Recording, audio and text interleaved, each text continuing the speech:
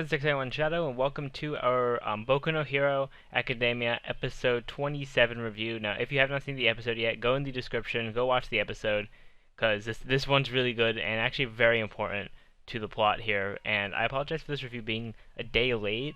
I didn't have the time to record the episode. I didn't have time to record this review. I did see the episode yesterday, because this is going up Sunday, and my review should go up on Saturdays. I did watch the episode the same day, but I was not able to do my review, so I do apologize on that. But we have a very important episode here where the heroes are starting their internships now.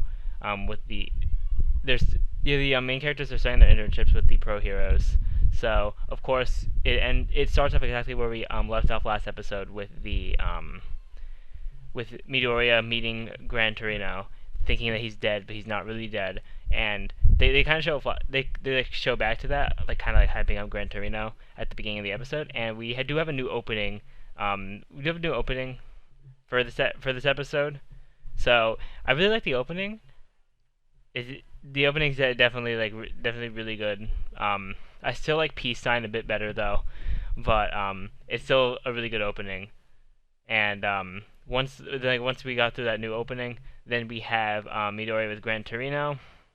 At first, Gran Torino seems like Gran Torino, throughout this entire episode has seemed like half a super serious mentor, and then the other half of him is just like this comic relief character.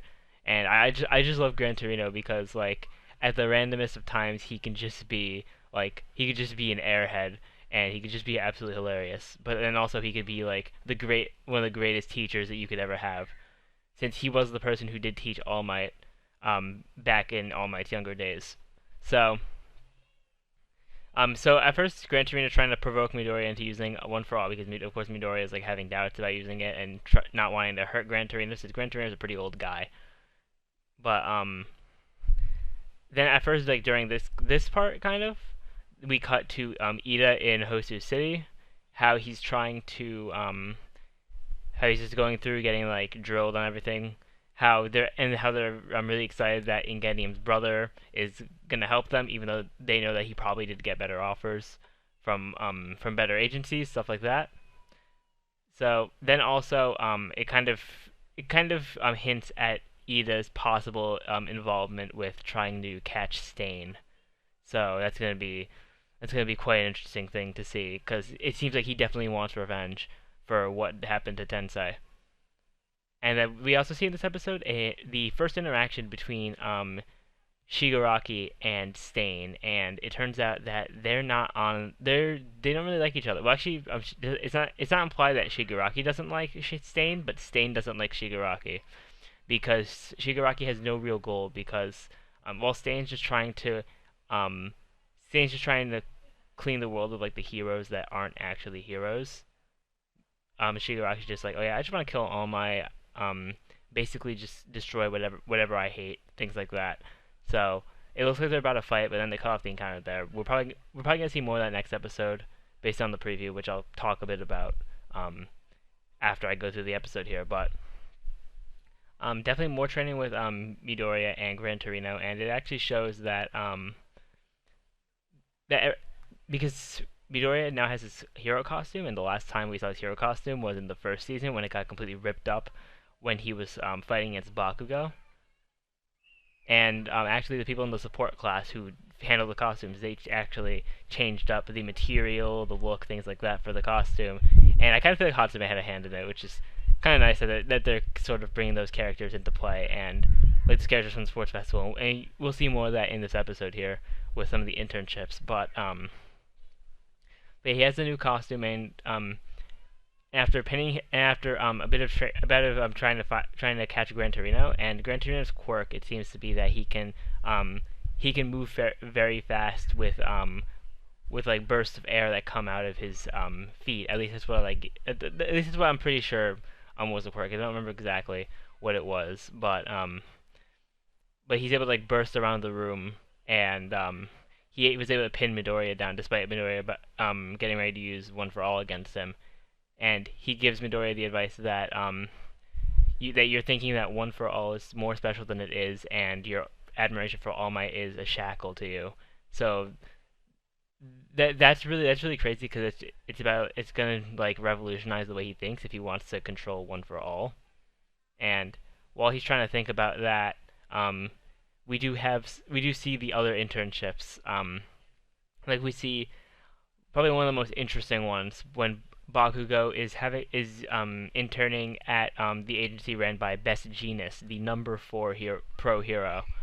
And Best Genius is straight up. He's just like, I don't like you because you're too arrogant.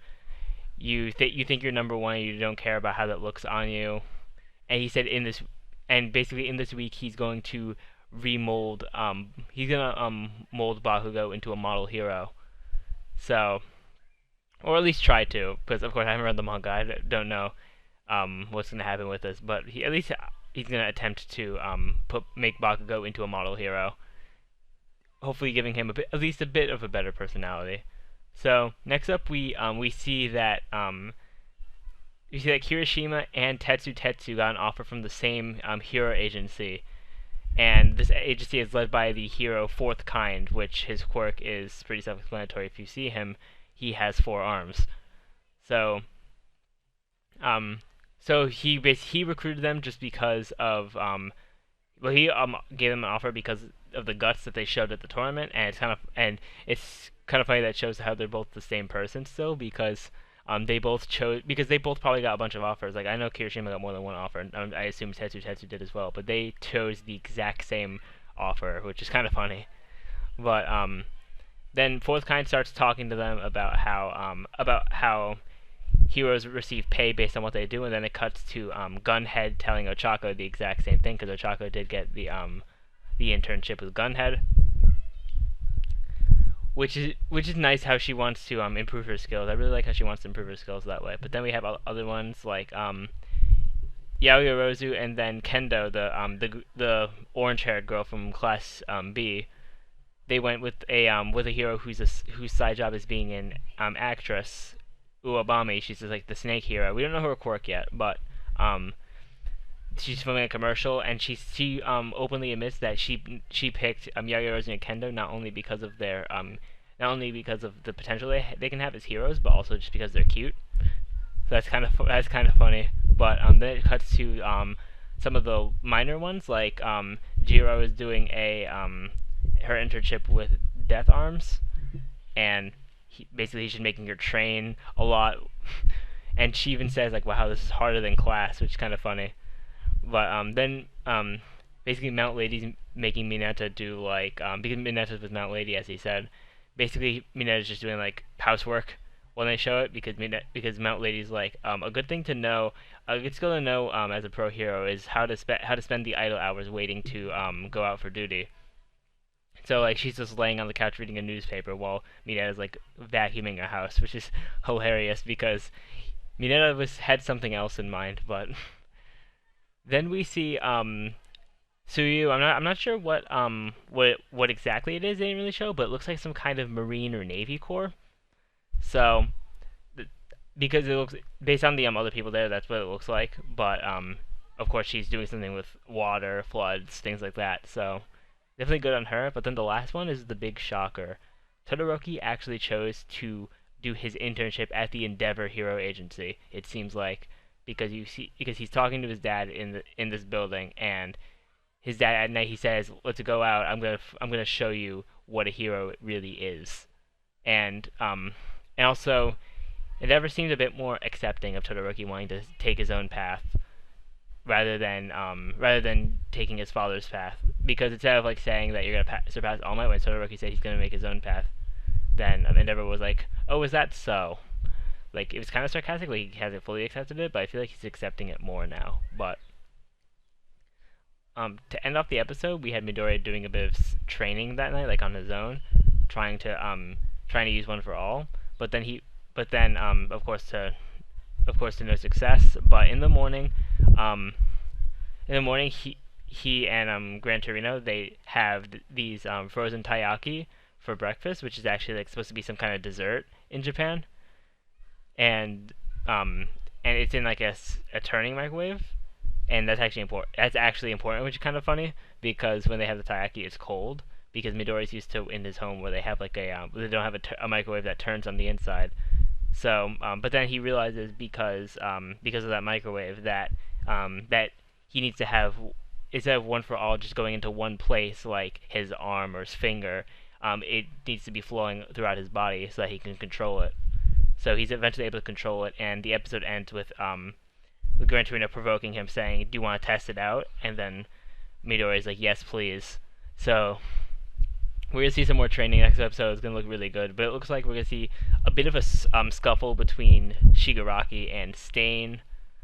And we're gonna start like the whole. I think we're gonna start the whole like actiony part of this arc with like Ida and things like that. So it's probably gonna be like Midoriya and like some of the other students in the class against Shigaraki, and it's gonna be like mainly Ida and Stain trying to go off against each other. So this is gonna be a really good episode. But anyways, it's gonna be it for this review.